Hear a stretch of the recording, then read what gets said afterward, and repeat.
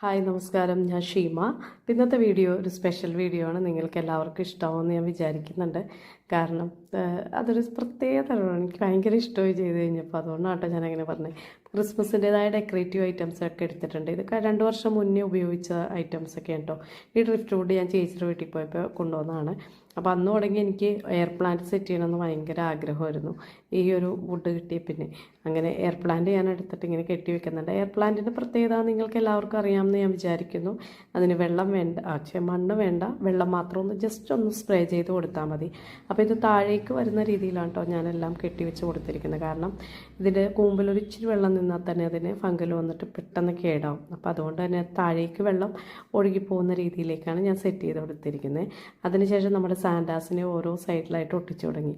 അപ്പോൾ വികൃതി കുട്ടന്മാരായ സാൻഡാസിനെ എനിക്ക് ഭയങ്കര ഇഷ്ടമാണ്. എല്ലാ വർഷവും ഞാനിങ്ങനെ എന്തെങ്കിലുമൊക്കെ ആയിട്ട് ചെയ്തുകൊണ്ടിരിക്കും.